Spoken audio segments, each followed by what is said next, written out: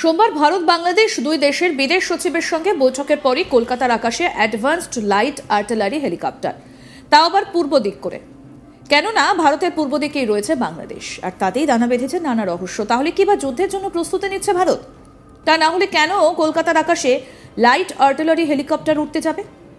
তবে বলে রাখি, কি উদ্দেশ্যে এই হেলিকপ্টারগুলো কলকাতার আকাশে উঠছে তার কারণ কিন্তু আমাদের জানা নেই। বাংলাদেশের সংখ্যালঘু বিদ্বেষ এবং আক্রমণ দিনের পর দিন বেড়ে চলেছে। রোজই কোনো না কোনো হিন্দু সেখানে আক্রান্ত হচ্ছেন। বাংলাদেশের হিন্দু সন্ন্যাসী চিন্ময় কৃষ্ণ দাসের গ্রেফতারির পর থেকে উত্তপ্ত হয়ে উঠেছে বাংলাদেশ। তার মুক্তির দাবিতে এপার বাংলাতেও হিন্দু ধর্মের মানুষজন রাস্তায় নেমে এই ঘটনার তীব্র বিরোধিতা করেছে। তবে তাতেও লাভের লাভ কিছুই হয়নি। অন্যদিকে বাংলাদেশের এই আচরণে বাংলাদেশিদের জন্য ভারতের দরজা বন্ধ করার দাবি তুলেছেন অনেকেই। সোমবার পরিস্থিতি দ্রুত স্বাভাবিক করার জন্য বৈঠকে বসেন দুই দেশের বিদেশ সচিব। আর তারপরই কলকাতার আকাশে পূর্ব দিকে দিনভর উঠতে দেখা গেল LAH বা লাইট আর্টিলারি হেলিকপ্টার রুদ্র। আর তাতেই সন্দেহ দানা বাঁধে। বৈঠকের পরপরই কেন কলকাতার আকাশে লাইট আর্টিলারি হেলিকপ্টার? তাহলে কি এবার বাংলাদেশে আক্রমণ করার জন্য প্রস্তুতি নিচ্ছে ইন্ডিয়া? তবে এই হেলিকপ্টার ওড়ার কারণটা কিন্তু জানা যায়নি। বাংলাদেশে হিন্দু নিপীড়ন, ভারত বিদ্বেষের মধ্যেই আজ দেখা যায় যে ঢাকাতে সোমবার বিদেশ সচিব বিক্রম মিশ্রি এবং বাংলাদেশের বিদেশ সচিব মোহাম্মদ জসিমউদ্দিন তারা বৈঠক করেন। ভারতীয় সময় সকাল 11:30 থেকে বৈঠক শুরু হয়। সেই সচিব পর্যায়ের বৈঠকে নানা প্রসঙ্গ উঠে আসে বলে সূত্র মারফত খবর। প্রায় 2 ঘন্টা ধরে বিদেশ সচিব পর্যায়ে বৈঠক চলে। ভারতের বিদেশ সচিব বাংলাদেশে হিন্দু সহ সংখ্যালঘুদের ওপরে যে ঘটনা ঘটেছে তা নিয়ে উদ্বেগ প্রকাশ করেছেন। ধর্মীয় এবং সাংস্কৃতিক জায়গায় যেসব হামলার ঘটনা ঘটেছে তা নিয়েও বার্তা দেন ভারতের বিদেশ সচিব। সূত্র মারফত জানা গিয়েছে, তিনি বলেন, আজ খোলামেলা আলোচনা হয়েছে। আমি জোর দিয়ে এটা বলেছি যে বাংলাদেশের সঙ্গে ইতিবাচক গঠনমূলক পরস্পরের জন্য হিতকর সম্পর্ক চায় ভারত। আজ যে আলোচনা হয়েছে তা ভারত এবং বাংলাদেশের দ্বিপাক্ষিক সম্পর্ককে এগিয়ে যেতে সাহায্য করবে। আর এই আলোচনার পরই কেউ কেউ আবার আশার আলো দেখছেন। অনেকে মনে করছেন যে আশা করা হচ্ছে এবার হয়তো শান্তি ফিরবে বাংলাদেশে। সেই সঙ্গেই সংখ্যালঘুদের ওপর নির্যাতনের ডাক যারা দিচ্ছে তাদের বিরুদ্ধে ইউনূস সরকার কঠোর ব্যবস্থা নিন। সেক্ষেত্রে এবার বাংলাদেশে কতটা শান্তি ফেরে সেদিকেই তাকিয়ে রয়েছে সকলে।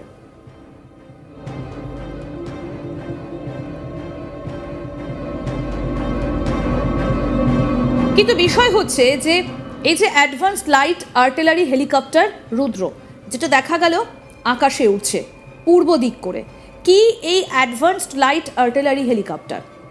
Rotary wind research and design সেন্টারের ডিজাইন করা এবং হিন্দুস্তান অ্যারোনটিক্স লিমিটেড তথা হ্যালের প্রযুক্তিতে তৈরি হয়েছে এই ধ্রুব, যা একটি অ্যাডভান্সড লাইট হেলিকপ্টার। মানে হ্যাল ধ্রুবের নয়, ধ্রুবের নয়া ভার্সনই হচ্ছে এই হ্যাল রুদ্র।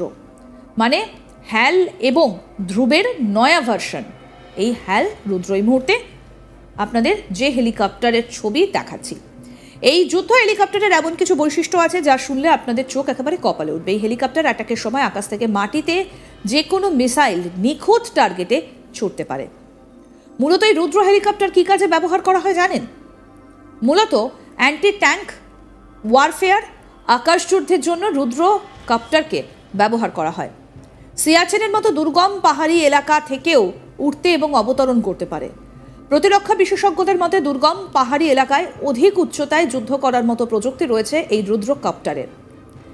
এই হেলিকপ্টারে কি কি প্রযুক্তি এবং যুদ্ধাস্ত্র রয়েছে? রুদ্র কপ্টারের 2টো ভ্যারিয়েন্ট আছে, একটা হচ্ছে মার্ক 3 এবং আরেকটা হচ্ছে মার্ক 4। মার্ক 3 যে ভার্সনটা তাতে রয়েছে সেন্সার টার্গেটিং সিস্টেম, তবে মিসাইলের প্রযুক্তি নেই। আর মার্ক 4 ভ্যারিয়েন্টে কিন্তু মিসাইল প্রযুক্তি আছে। এতে প্রথমত Belgian 70mm rocket, 20mm turret gun, MBDA air to air এবং air to ground missile system রয়েছে। এতে রয়েছে Doppler navigation, radio altimeter, electro optic pod, helmet mounting sight এবং হেলমেট পয়েন্টিং সিস্টেম। প্রতি মিনিটে 750 রাউন্ড ফায়ার করা সম্ভব। একই সঙ্গে রুদ্র কপ্টারের মার্ক 4 ভ্যারিয়েন্ট থেকে হেলিনা মিসাইল আরামসে ছোড়া যায়। হ্যালের তৈরি করা এই রুদ্র অ্যাডভান্সড লাইট হেলিকপ্টারের এই মার্ক 4 ভ্যারিয়েন্ট ইন্ডিয়ান এয়ারফোর্সের কাছে রয়েছে।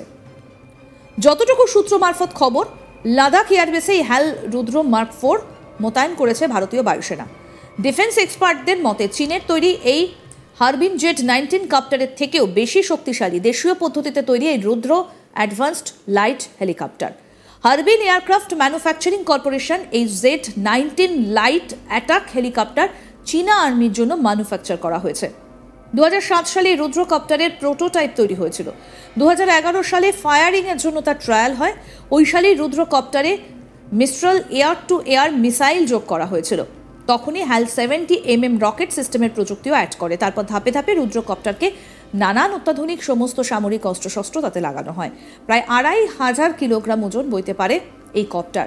রুদ্র mark 4 variant double engine attack copter NVG বা নাইট ভিশন গুগল ককপিটে রাতের আধারেও পাইলট আরামসে টার্গেট করতে পারেন।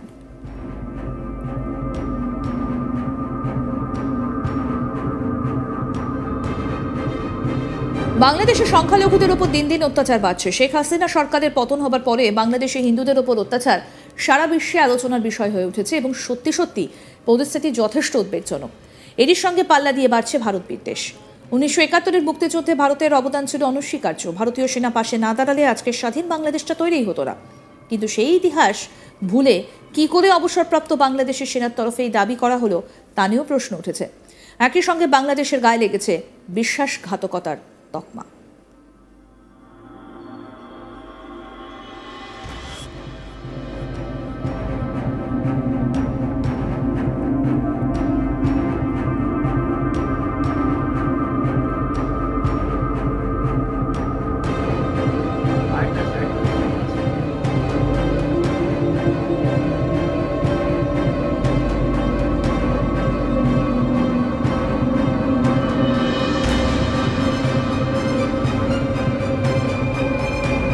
সোমবারই ঢাকায় হয়েছে দুই দেশের সচিব পর্যায়ের বৈঠক এবং বাংলাদেশে সংখ্যালঘু হিন্দুদের ওপর আক্রমণ যে উত্তরোত্তর বৃদ্ধি পাচ্ছে সেটা নিয়ে উদ্বেগ কিন্তু গোটা বিশ্বের। সোমবার ভারত বাংলাদেশ দুই দেশের বিদেশ সচিবের সঙ্গে বৈঠকের পরই কলকাতার আকাশে অ্যাডভান্সড লাইট আর্টিলারি হেলিকপ্টার, তাও আবার পূর্ব দিক করে। কেননা ভারতের পূর্ব দিকেই রয়েছে বাংলাদেশ, আর তাতেই ডানা বেঁধেছে নানা রহস্য। তাহলে কি বা যুদ্ধের জন্য প্রস্তুতি নিচ্ছে ভারত? তা না হলে কেন কলকাতার আকাশে লাইট আর্টিলারি হেলিকপ্টার উঠতে যাবে? তবে বলে রাখি, কি উদ্দেশ্যে এই হেলিকপ্টারগুলো কলকাতার আকাশে উঠছে তার কারণ কিন্তু আমাদের জানা নেই। তবে এই হেলিকপ্টার উঠতে কিন্তু দেখা গিয়েছে। উদ্দেশ্য কি এখনো পর্যন্ত আমাদের অজানা। বাংলাদেশের সংখ্যালঘু বিদ্বেষ এবং আক্রমণ দিনের পর দিন বেড়েই চলেছে। রোজই কোনো না কোনো হিন্দু সেখানে আক্রান্ত হচ্ছে। বাংলাদেশে হিন্দু সন্ন্যাসী চিন্ময় কৃষ্ণ দাসের গ্রেপ্তারির পর থেকে উত্তপ্ত হয়ে উঠেছে আরও পরিস্থিতি। তার মুক্তির দাবিতে এপার বাংলাতেও হিন্দু ধর্মের মানুষজন রাস্তায় নেমে এই ঘটনার তীব্র বিরোধিতা করেছে। তবে তাতেও লাভ কিছু হয়নি। আরও আপডেট পেতে দেখতে থাকুন আজ তক বাংলা, সাবস্ক্রাইব করুন।